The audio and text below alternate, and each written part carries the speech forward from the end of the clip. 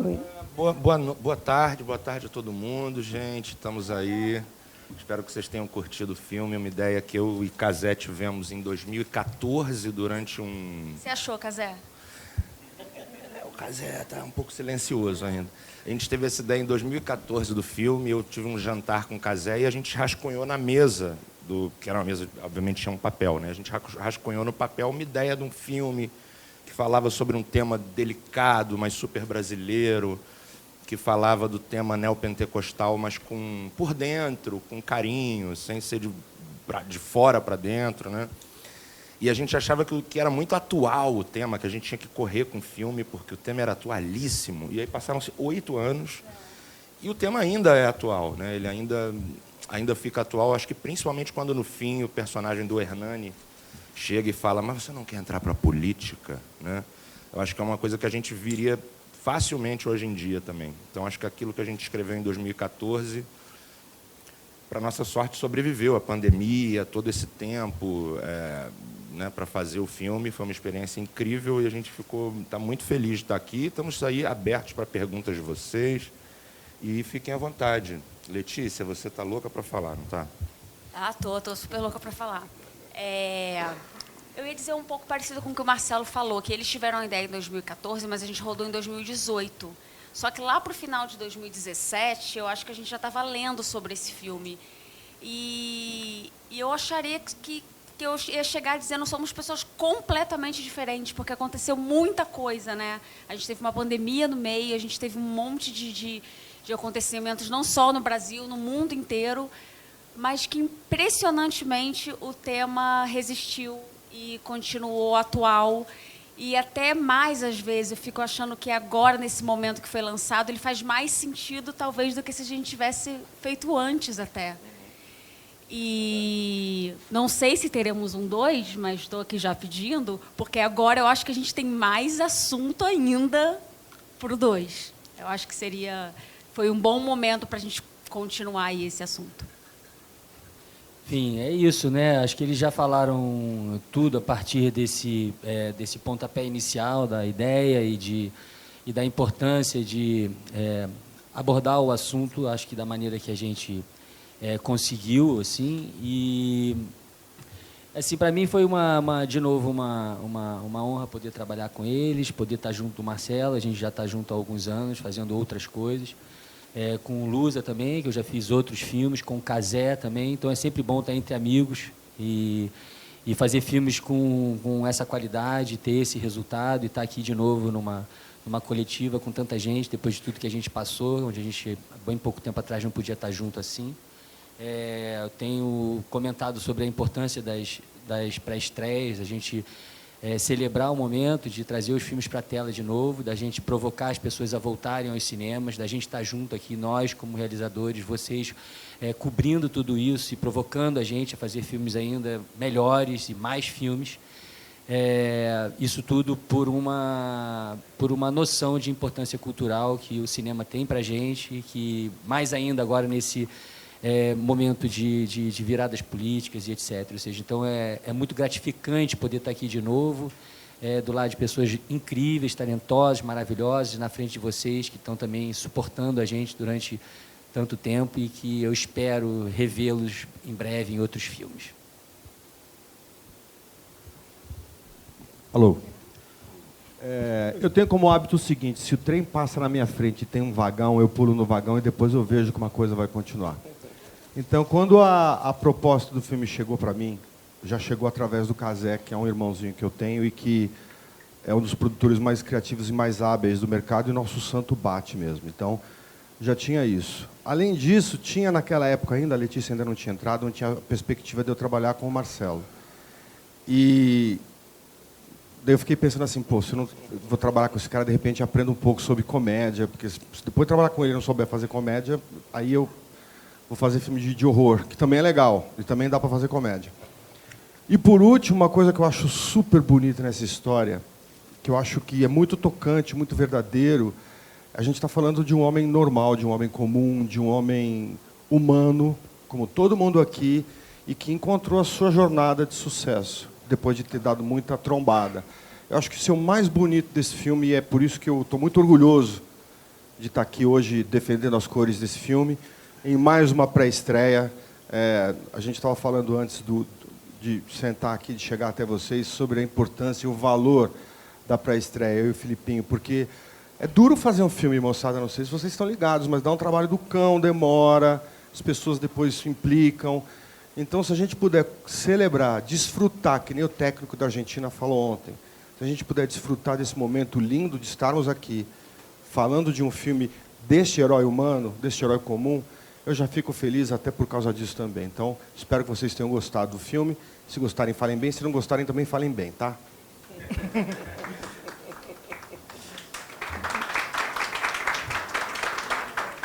Mas eu fiquei curiosa mesmo, eu achei que a sala deve ter ficado bem cheia, aqui está bem cheio, para saber o que vocês acharam mesmo do filme. Eu sei, vão vir as perguntas aí e mandem para a gente o que vocês acharam. Tá certo. Amor é forte. É forte. O filme é forte. De onde você é? Ah! A gente vai entrevistar vocês, a dinâmica Sim, é essa. A dinâmica agora é essa. A gente vai entrevistar quem gostou do filme. Então, quem amou são os 3 aqui da frente. O resto da galera não tô sabendo. Eu amei ainda. também, tá? Amor também. Você viu? A palavra é amor, né? A palavra é amor, sempre amor. Isso.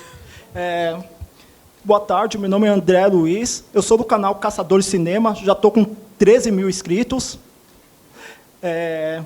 Queria perguntar principalmente para o Marcelo Adnet, que eu acompanho desde os 15 minutos. Sei que você é torcedor fanático do Botafogo, que seu time faz tempo que não faz uma campanha boa, né?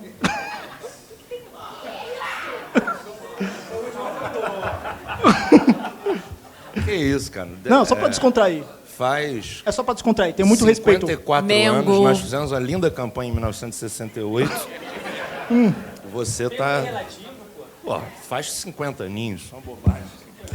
Ô Marcelo, mas a respeito do filme também, lembrando 15 minutos, lembrando você imitando o Galvão Bueno também, o próprio Agamenon que você faz. E eu queria saber também quais são os trabalhos que você usa para voz, apesar de você não ser dublador no filme, para poder fazer esse talento mesmo que você faz, igual fazendo o papel do pastor, do reverendo. Qual que é o trabalho de voz que você faz? Se você tem alguma coisa, alguma técnica que você prepara antes disso? Tem uma coisa que é uma pergunta que eu às vezes respondo, e é o seguinte: não é uma técnica vocal, é uma técnica de ouvido. O mais importante não é a voz, é a escuta, né? Então, por exemplo, pegando o exemplo do Galvão e de pastores evangélicos, assim, né? São 2 registros de voz que a gente ouve há muito tempo, né? Assim, o Galvão você ouve desde sempre, desde qualquer evento esportivo.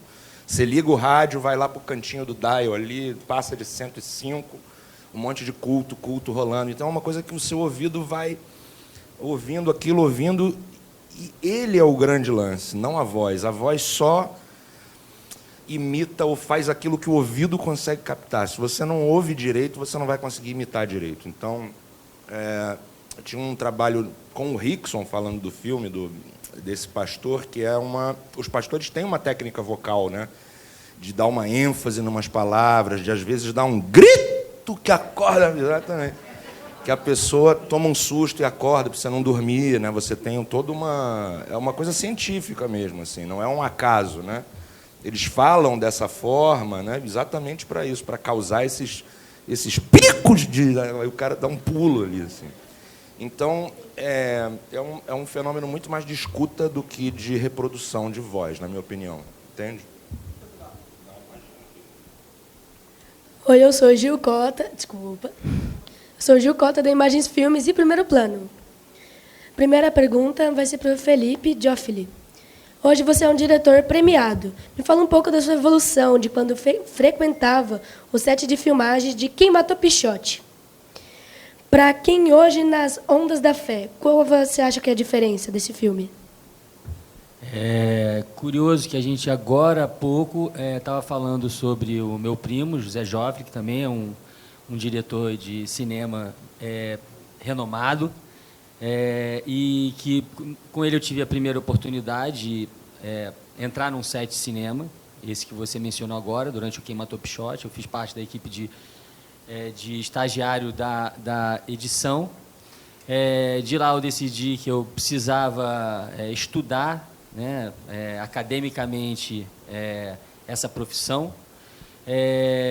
E aí, enfim, de lá para cá foram muitos anos e muitos filmes. Então, levaria bastante tempo para eu contar tudo o que aconteceu entre essa primeira experiência e a experiência que eu tive agora com o Lusa, com o Marcelo e com a Letícia nas Ondas da Fé. Mas é interessante também pensar da primeira experiência num set para a última. E aí, assim, a pergunta é interessante por conta disso, porque eu acho que tem algo no set, especificamente, que me faz amar muito essa profissão, já que a gente falou de amar, falamos agora com vocês, inclusive, sobre isso. Então, tem uma coisa de viver aquela experiência primeiro, de observação do trabalho dos atores, que é uma coisa que eu também amo muito, que é ver eles interpretarem personagens que eu interpretei numa leitura que alguém escreveu. Então, primeiro eles escrevem, eu leio, naquele momento eu interpreto aquilo que eu estou lendo, eu crio na minha imaginação um personagem, desenvolvo ele em forma física e audiovisual. E depois eu vejo isso acontecer na minha frente, e aí eu participo disso como um interlocutor, assim como o Marcelo faz com a voz. Eu também escuto para poder dizer para eles o que eu escutei, e aí poder dividir com eles alguma contribuição no trabalho deles, ou seja, poder contribuir de alguma maneira. E você é um ótimo diretor de ator. É importante. Então acho que eu gosto muito dos atores, gosto muito de ver os atores. Eu falo muito sobre a oportunidade que eu tenho de ver bem na minha frente, exclusivamente para mim, às vezes antes mesmo da gente gravar ou filmar. Então já tive essas experiências, ensaiando, você vê o ator performar de uma maneira que talvez você não veja nunca mais. Talvez a gente, na hora de fazer a cena, no dia, a gente tem pouco tempo, o sol está se pondo, as coisas estão acontecendo, muito ruído, muita coisa, e ele não entrega da mesma maneira. Em outros casos, eu tive que conversar com o ator e dizer, mas eu vi você fazer isso perfeitamente num determinado momento. Hoje não foi o mesmo, a gente não repete exatamente. Então, essas coisas que são muito subjetivas do nosso trabalho, e a própria convivência num set é o que me faz querer voltar sempre a ele. Eu gosto muito também de ler as histórias. Eu gostaria muito de ter mais tempo também de escrever e pensar nas minhas próprias histórias e sugerir caminhos a partir daquela ideia que eu poderia ter tido assim com o Marcelo e o Cazé, mas eu sou muito feliz e grato de poder ler a história dos outros e dar minha contribuição interpretando elas para a tela. Então isso também é muito bom, isso também me faz, talvez isso também crie muita oportunidade na minha carreira, porque então estou sempre submetido a isso também e de forma bem benevolente. Então são muitas, vamos dizer, Cazé.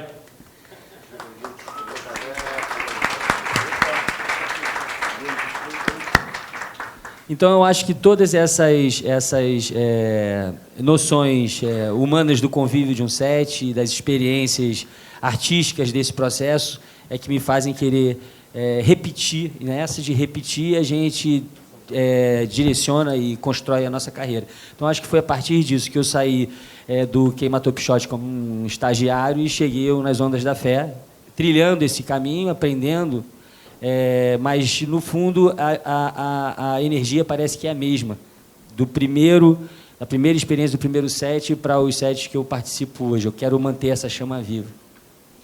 Só uma pergunta. No final, quem matou o Pichote? Então, fiquei com essa dúvida. Essa é uma pergunta que fica para a posteridade. Oi, boa tarde. Aqui. Oi. Esther Jacopete, para a Dinê. Adinê, eu queria saber se você se inspirou em algum pastor em específico, que a gente tem bastante aqui, né? E se você já está preparado para as críticas em relação ao filme, já que a gente toca num assunto que é bastante polêmico, que é a religião. Eu não me inspirei para fazer o Rickson em nenhum pastor específico, não, porque o que me importava mais no Rickson era a humanidade, era ser uma pessoa comum, uma pessoa qualquer, que a gente possa se identificar facilmente com ele. Eu acho que o Brasil tem essa coisa de que nós somos todos guerreiros no Brasil, assim. A gente pega a oportunidade, como o Lusa falou ali, passou o vagão, a gente está se jogando dentro.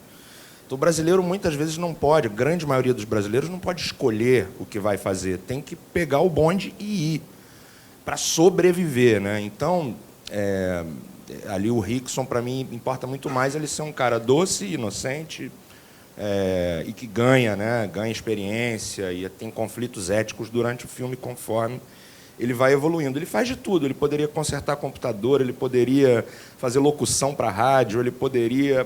Mas ele vira pastor porque a vida é o bonde que ele pega. Então, eu não me inspirei em ninguém diretamente. Talvez para os pastores maiores, para o Tonico Pereira, por exemplo, que faz o Grão Apóstolo, ali sim a gente tem, talvez... A gente vê ali uma mistura de grandes pastores, né, conhecidos e famosos no Brasil, embora não seja diretamente nenhum, mas, ao mesmo tempo, são todos ali representados, né? E quanto às críticas, eu acho que, sim, eu acho que a gente está preparado, porque, primeiro e mais importante de tudo, a gente fez esse filme com afeto, assim, com carinho. Não é um filme de raiva, né? Não é um filme que bate no evangélico, né?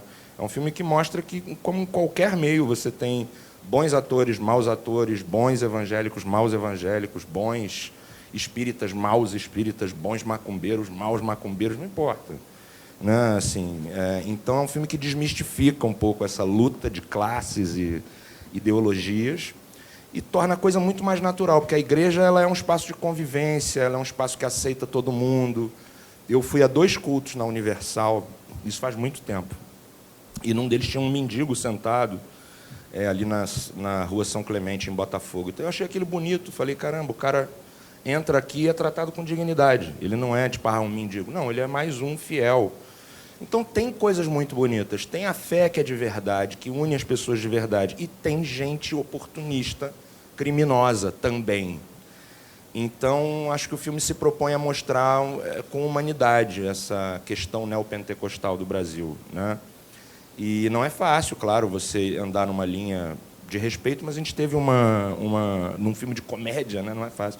A gente teve a consultoria do pastor José Barbosa, que também guiou a gente assim, vai por aqui, não vai por ali, mas ele deu para a gente alguns caminhos para a gente também não errar algo técnico, né, litúrgico e tal. Mas eu tenho muita confiança no respeito do filme, na narrativa dele. Eu acho que quem, de fato, assistir vai entender que não se trata de uma crítica ao Evangelho, de jeito nenhum. Quem não assistir vai querer fazer essa manchete. Eu acho que já foi feita, inclusive. A manchete era Marcelo Adnet debocha de fé. Era uma coisa assim, vai debochar da fé alheia no novo filme. E é uma manchete de quem não viu o filme, né? Uma manchete oportunista, assim, porque no filme não é nada disso, né? Eu posso até dizer que eu estou tratando das incongruências, conflitos éticos desse meio, mas não um ataque, de jeito nenhum. Tanto que os nossos heróis, Rickson e Jéssica, são evangélicos, não perdem a fé no final. Mesmo quando eles tomam porrada dos pastores eticamente complicados, eles seguem com a fé inabalada. Porque quem está errado são os homens, e não a fé em si. Enfim, então acho que é natural. Hoje no Brasil é tudo brigado. Acho que a manchete espetaculosa da Clique, a briga da Clique, o ódio engaja muito. Os haters são fiéis, acompanham muito o trabalho. E assim, ontem eu estava vendo o jogo, eu depois, naquele negócio do Galvão, eu me emocionei, de verdade, assim, fiquei emocionado com a despedida dele, também por tudo que eu tenho com ele, assim. Aí postei uma foto assim, estou emocionado com o choro do Galvão. A pessoa, vai se foder, cala a boca, que você não chora com o roubo que está acontecendo no país.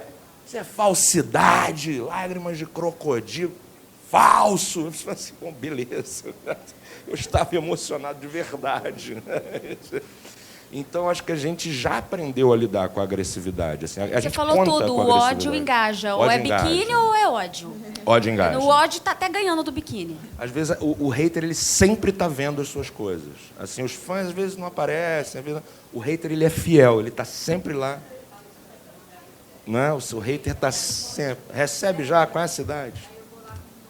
Que feio.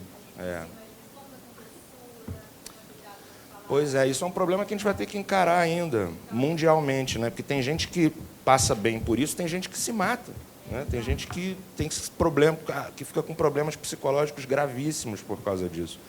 Então, a gente tem que conviver com isso e, ao mesmo tempo, eu acho que passa também. Eu acho que não nos atinge muito porque o filme não é um filme agressivo. Então, Eu acho que vai ficar só na boca de quem denunciar, e se esse papo rolar, vai gerar um burburinho também, que não é ruim. Tudo bem. Oi, Melhor do que gente. biquíni. Aqui. Oi, tudo bom? Meu nome é Júlia, eu sou do Cinema Up. Primeiro, parabéns pelo filme. Eu tenho uma pergunta para a Dinê e para a Letícia, gostei muito. Primeiro, para a Dinê, eu sou muito sua fã desde sempre, assisti aos 15 minutos também. E eu tinha muito a sua imagem já fazendo esse papel do pastor corrupto, fajuto, né? Só que nesse personagem você trouxe toda uma humanidade, como você falou para ele, né? Ele é um homem de fé, ele não, apesar da hipocrisia, essa não é a principal intenção dele, roubar o pessoal. Então eu queria saber como que foi a construção desse personagem, de tirar aquela imagem que já tinha, né? É um personagem já conhecido seu, do pastor, e transformar ele nesse homem comum, né? E para a Letícia, minha pergunta também, qual foi a sua primeira impressão da sua personagem quando você pegou o roteiro ali? Como que foi para você construir esse personagem também? Bom, para construir o Rickson, né, que é um personagem muito mais complexo do que seria num sketch, né, fazendo um sketch rapidinho, um pastor ali, uma caricatura, né, o filme não é uma caricatura só, tem uma história. Teve uma ajuda muito grande do Lusa, eu acho, porque o roteirista, eu não sou um roteirista experimentado, nada disso. Eu dou meus pitacos, tenho ideias engraçadas e tal, mas não para construir um roteiro inteiro de um filme. Então, o Lusa teve uma escolha muito apropriada de construir esse personagem. O que a gente vai mostrar para o público dele, né? O que vai transparecer? Então, acho que teve uma preocupação grande do Rickson ir até um limite ético, ele ir até um lugar que é complicado, que ele quase vira um vilão, mas ele não ultrapassa essa linha, né? Isso foi uma coisa muito defendida pelo Lusa no roteiro, para defender os personagens, assim, para a gente ficar com uma carinha definida. E, falando da relação com a Letícia, foi demais, porque a gente fez uma leitura, né? A primeira leitura, e assim, a gente não tinha feito nada junto e tal, e foi incrível, porque eu vi a Jéssica na minha frente, assim, era impressionante. A gente queria dar essa ideia de um casal suburbano em que o cara é mais tímido e talentoso, e ela bota para fuder, vai para cima, quer buscar as oportunidades, mete a cara. Isso é uma coisa que a gente vê muito, né? Tem muitas mulheres de coragem, que correm atrás, que não têm medo da vida, né? Que têm autoconfiança e tal. E aí a gente viu na nossa frente, né, Letícia? Eu fiquei muito orgulhosa porque eles testaram várias atrizes incríveis, é importante falar. E assim... Para. Mas também me surpreendeu, assim, eu amei o roteiro, eu amei poder contar essa história, amei poder fazer essa personagem, mas foi muito especial o dia que a gente leu a primeira vez, eu fiquei arrepiada até agora. Porque tinha Rickson inteiro e veio um negócio todo inteiro. Gente, foi meio mágico, né? Tô romantizando um pouco, talvez. Não tá não, porque a gente escreveu, a gente teve a ideia, tudo mais, não sei o quê, e aí você fica escrevendo, você não vê a coisa em pé, né? Quando você chegou e leu, a gente falou assim, caraca, a gente está vendo um personagem em pé aqui primeiro, né? E eu vi o Rickson também, e vi os outros personagens também. Então, foi muito especial, assim. E o Marcelo falou um pouco do que responde um pouco o que você perguntou para mim. A minha primeira impressão, assim, da Jéssica foi que ela é uma mulher que aproveita todas as oportunidades. Ela não teve muitas oportunidades na vida, ela não tem muitas oportunidades. O local que ela vive, a maneira como ela vive, aonde ela nasceu, estruturalmente mesmo, socialmente, ela precisa aproveitar todas as oportunidades. E ela vê um talento nele, muito forte. E aí ela percebe que esse talento pode ser usado em prol da fé deles, que é genuína. A Jéssica não perde a fé em nenhum momento. Rickson não perde a fé em nenhum momento. Eles sabem o mundo que eles vivem. Eles sabem que tem ali os vilões, né? Como, enfim, em qualquer meio, em qualquer profissão. Mas ela não perde a fé.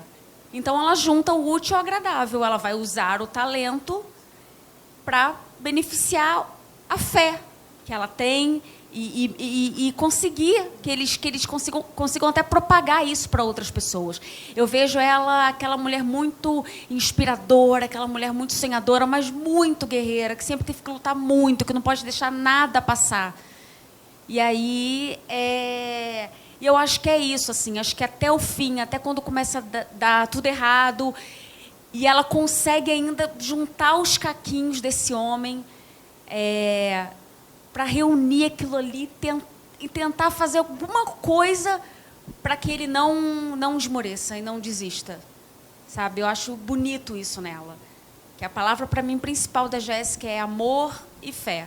E aí ela vai fazer o que tiver ao alcance para conseguir trazer isso para a família dela. Oi? Você é uma mulher de atitude. Sim, é. E foi bom porque a Jéssica precisava ter muita fé no Rickson, né? Porque até li um comentário do internauta que divulgou o clipe. Aí o internauta falou assim, os haters maravilhosos, né? Eu adoro. Ele falou assim, não acredito nesse filme, ela é muito areia para o seu caminhão. Esse eu não li.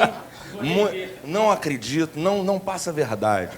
Eu falei assim, tudo bem. Gente, tá cheio de Jéssica aí, bem nesse perfilzão mesmo. As mulheres incríveis, nananã, e as gatíssimas, às vezes os caras meio... A namorada do Marco Polo Del Nero. Aí o seguinte, ela precisa acreditar nesse cara, porque se ela não acredita, realmente, não é real.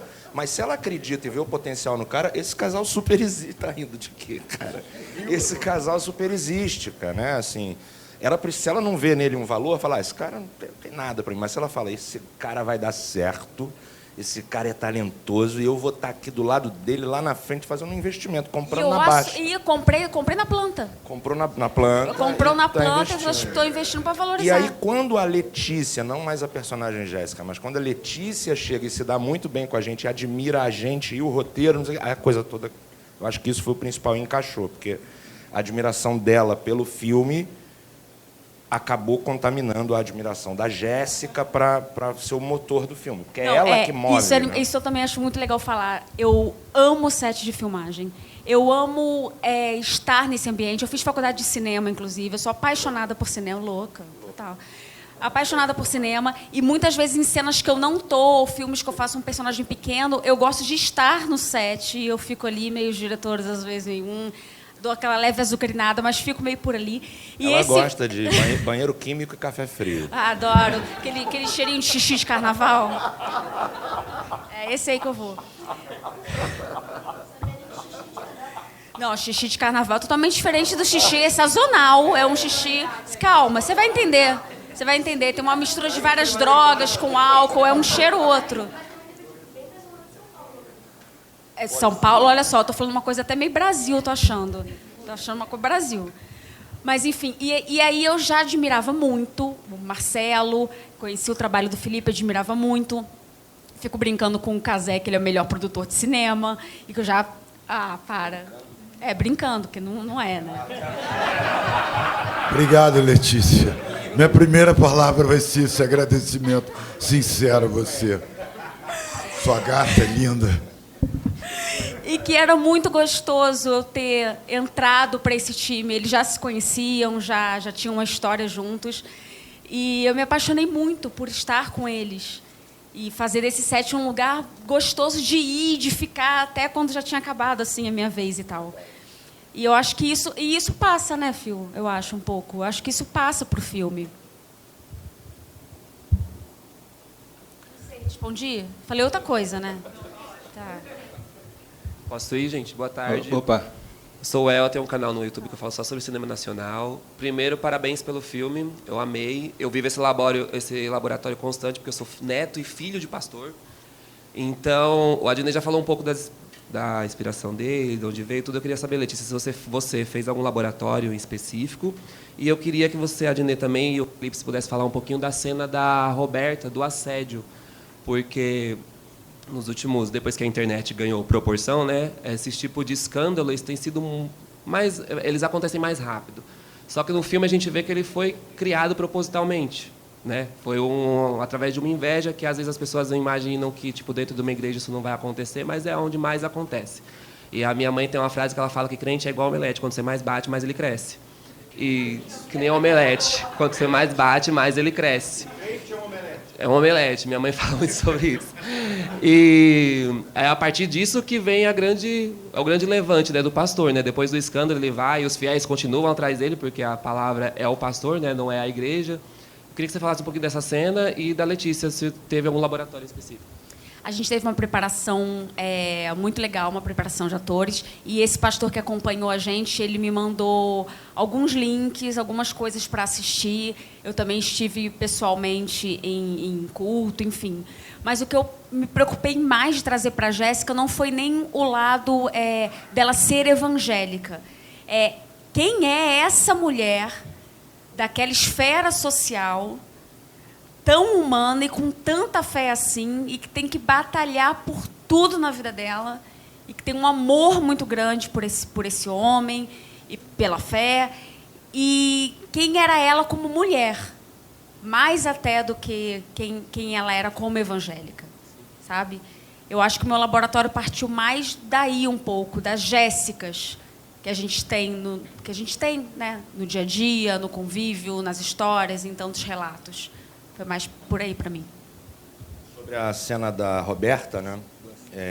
A gente tem ali a inveja do Telmo Fernandes, do pastor Adriano, que é um pastor já que parece que está ali há muitos anos já, e que já está meio cansado, né? Sim. E ele não gosta, obviamente, da ascensão do Rickson, né? Está sempre ali contra, né? Mas peraí, mas pastor já, apóstolo, não, e tal. E aí tem essa noção de que o mundo evangélico é bitolado ou é totalmente homogêneo, né? E é um lugar onde tem sexualidade, onde tem tensões sexuais, onde tem relações de hierarquia, de poder, onde o pastor exerce, às vezes, a função de popstar, né? Fica uma coisa meio celebridade, né? O cara já é e tal. Então, essas relações acontecem muito dentro de uma igreja e a gente queria...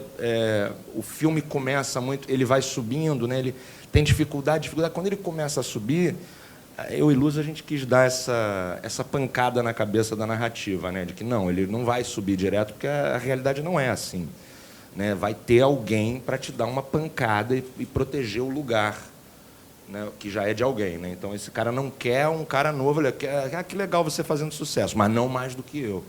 Então, ele usa de um artifício, né, de sexualidade, de sedução, que o meu personagem não conhecia, mas ele usa dessa linguagem para queimar o filme do Rickson e abalar a subida dele dentro da instituição. Então, a Roberta faz uma crente muito, muito cheia de tesão, de libido, fogosa, libidinosa, que é uma coisa normal, né? No laboratório, me ocorreu de falar que o pastor, ele falou que talvez fosse uma coisa imperdoável, era o assédio, né? A gente falou até das maneiras, me lembrou agora de você falando, de que essa situação, que era uma coisa que não cabia dentro daquele universo, né? Que era imperdoável, né? Que você, às vezes, você até podia cometer alguns erros, mas a traição, mas a traição da mulher, da família, era imperdoável. Isso eu não esqueci o que ele falou. E tem uma questão aí, tem a fala da personagem da Débora Lan, que é ótima, que é, poxa, assédio hoje em dia pega mal. Quer dizer, assim, hoje em dia pega mal isso aí. Quer dizer, a fala dela diz assim, não é também a preocupação ética, moral, é uma preocupação institucional.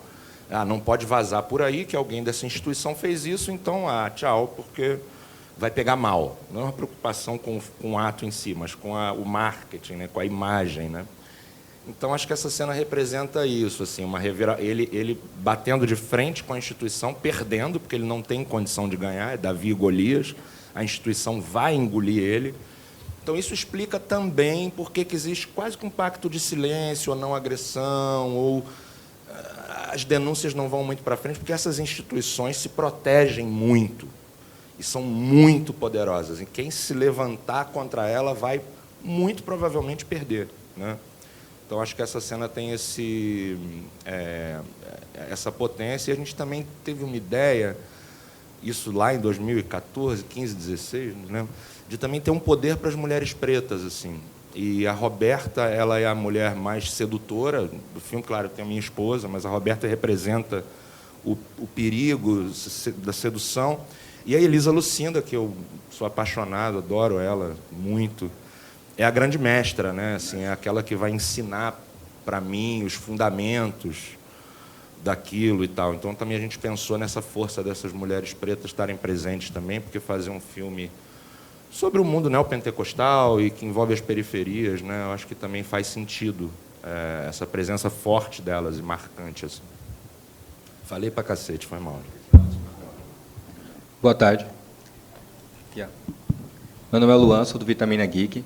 E eu queria fazer uma pergunta. Qual foi a maior dificuldade com relação à produção do filme e também com os atores? Qual foi a maior dificuldade que vocês acreditam que tiveram durante as gravações e durante o processo do filme todo?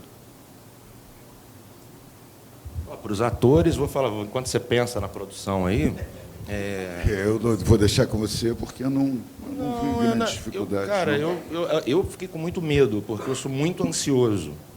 Muito ansioso. Então, eu tenho muita dificuldade de esperar. Eu não tenho nenhum problema em gravar, em atuar, mas esperar, a coisa começa a me coçar, eu acho que eu estou perdendo a minha vida, que eu estou envelhecendo, que eu vou perder experiências que eu nunca mais vou recuperar, eu fico suando.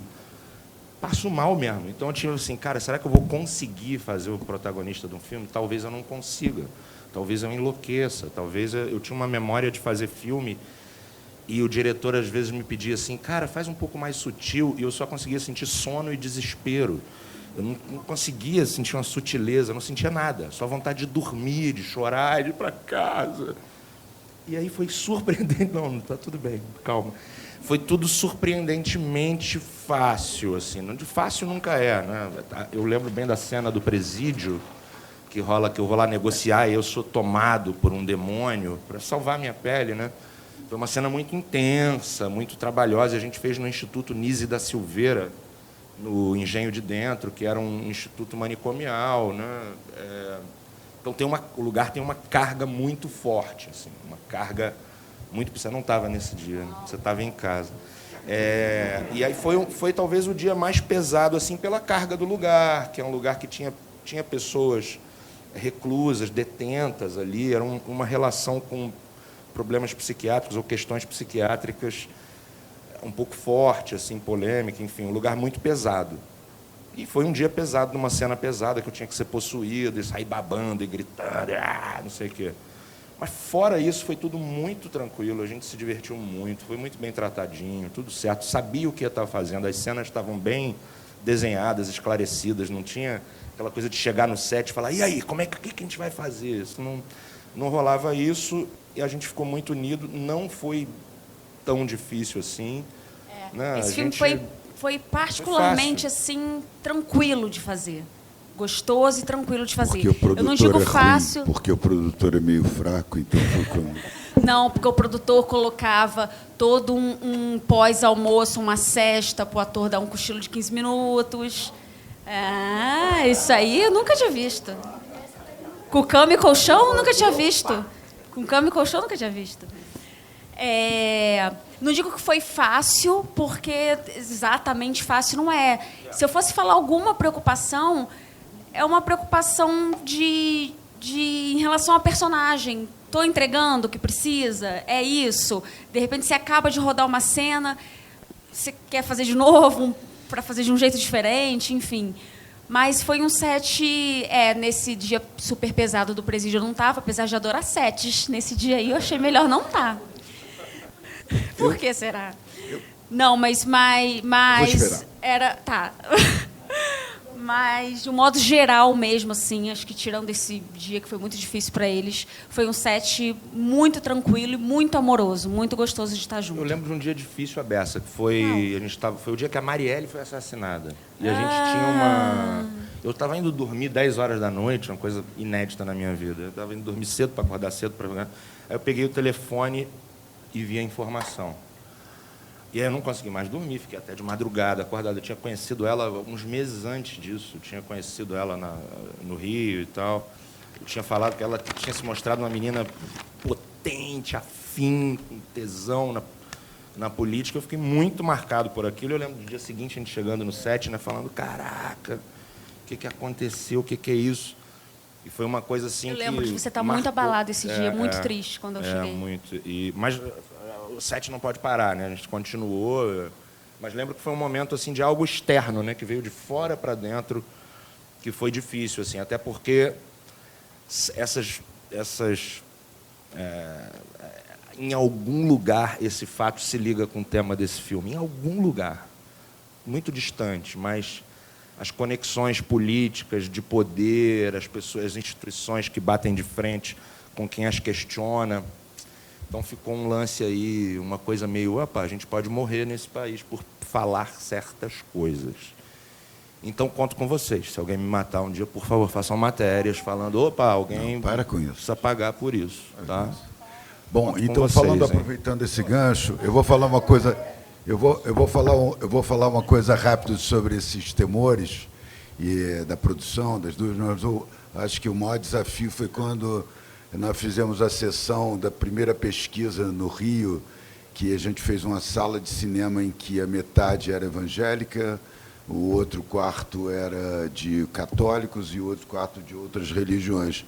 Eu levei o distribuidor junto para a gente assistir e realmente a gente pensou que a gente ia sair morto daquela sala, né? A gente ficou com muito receio, mas a recepção ao filme foi uma coisa tão arrebatadora que foi uma das experiências mais bacanas e trouxe uma força muito grande para a gente poder prosseguir e continuar contando as histórias que a gente ainda vai contar mais sobre o Rickson também, que não vai ser só essa sobre, não é isso? A gente pretende levar Rickson em frente, é isso. E principalmente na sala dos evangélicos, né? Eu lembro que eu soube disso, vocês contaram pra gente que a recepção deles foi a mais calorosa, a sala que eles mais se divertiram, mais riram, enfim. Eu queria aproveitar também e falar sobre... Eu compartilho com o Marcelo um pouco essa ansiedade do set pelo lado de cá, assim, e aí a gente fica... Eu fico muito querendo criar um espaço que seja o ideal e mais confortável para eles, para que ele não sofra dessa experiência que faz ele ter, às vezes, a dificuldade de encarar as coisas como ele precisa.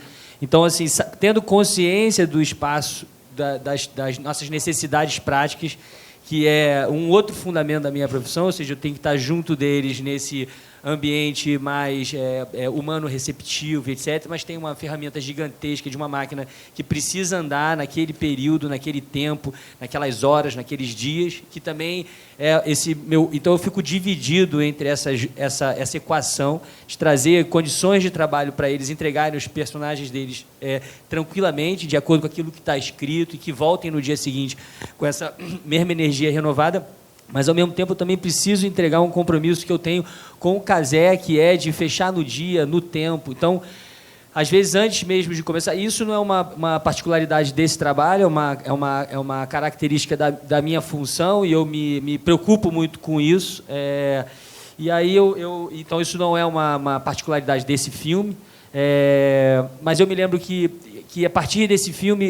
E nesse filme eu tive uma sensação de que foi um dos mais prazerosos para mim nesse sentido, que eu menos tive pressão desses dois lados, pela relação que eu já tinha com o Marcelo, pelo que eu aprendi trabalhando com a Letícia, pela experiência que eu já tinha com o Cazé também, por um momento, e eu acho que isso também fala um pouco de outra conversa que eu estava tendo com o Luz agora há pouco, de como esses filmes imprimem também a trajetória da nossa própria vida. Ou seja, eu comecei a dirigir filmes muito cedo, então eu vejo os filmes, eu me lembro claramente o que eu vivia, quais eram as minhas angústias naquele momento. Então, artisticamente, eu também consigo me ver nos meus trabalhos. Então, esse trabalho, eu vejo muita coisa da minha experiência naquele momento da minha vida.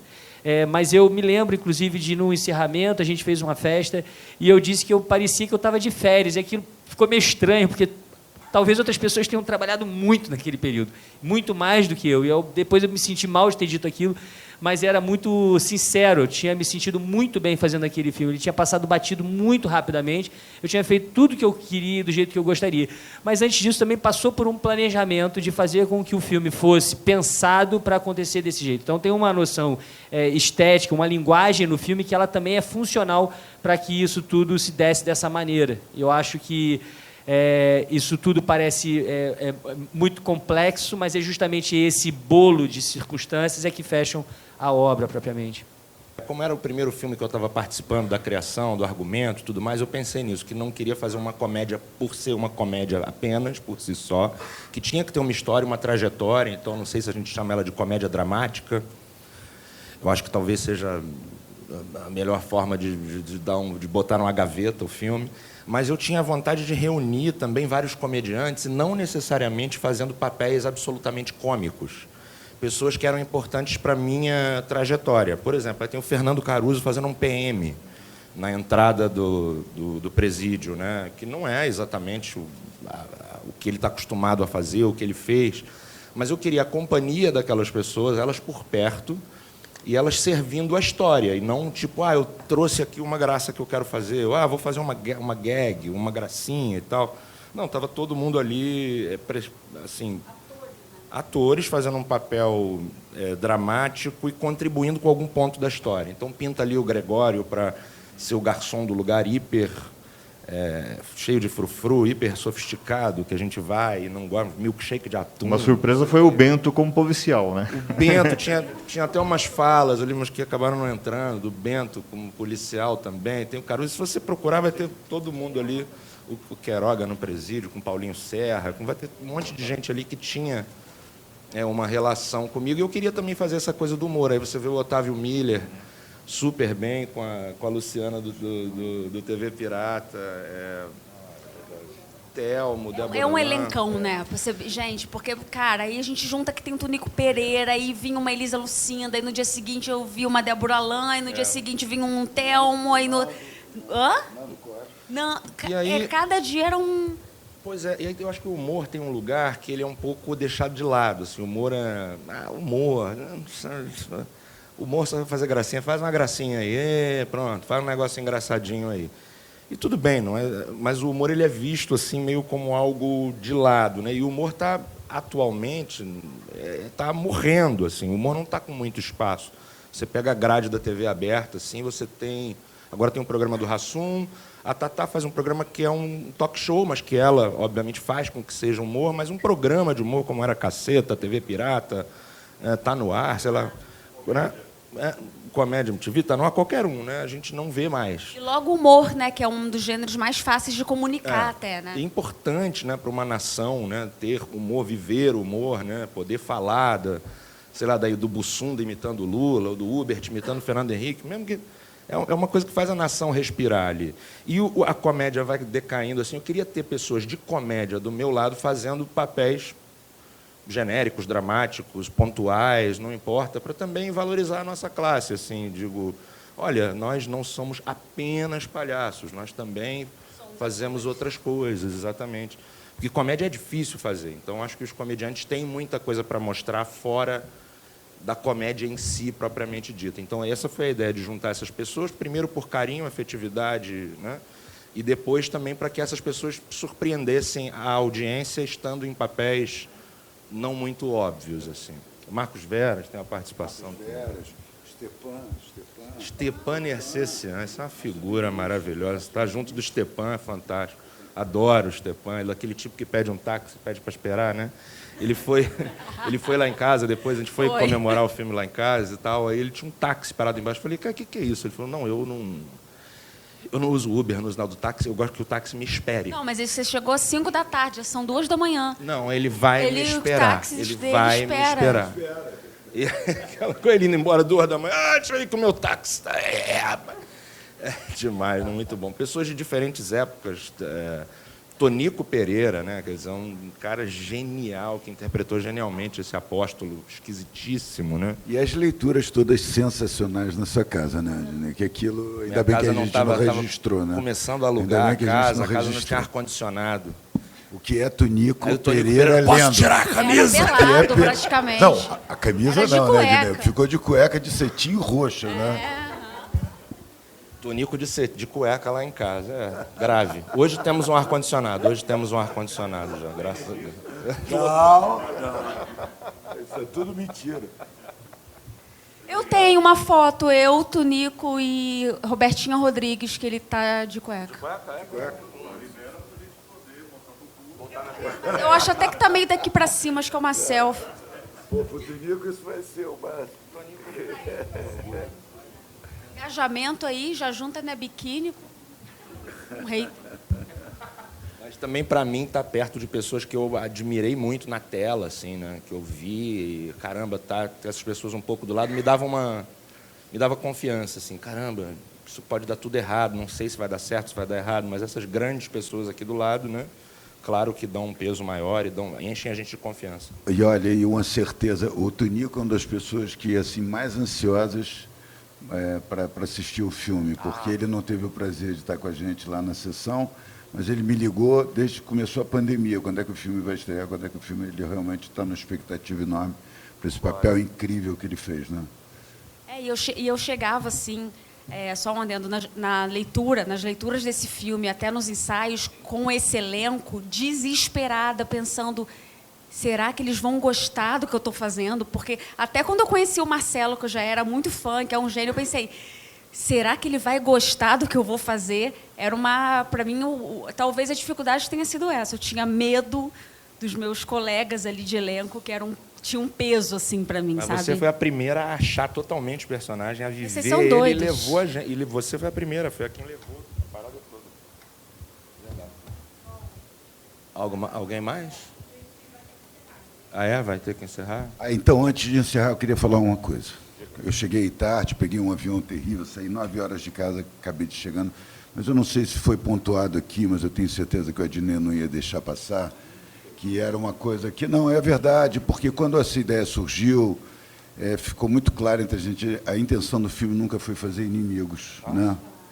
E a gente, com esse filme, até inspirado por tudo que eu escutei aqui, apesar de ter chegado tarde, a gente percebe pela reação de vocês que a gente conseguiu atingir esse objetivo, que é muito mais de reflexão, de poder chegar nesse lugar do que está esse lugar do ódio guardado, não é nada, não é intenção nem de confrontar nada, mas é justamente de as pessoas pensarem e refletir sobre tudo.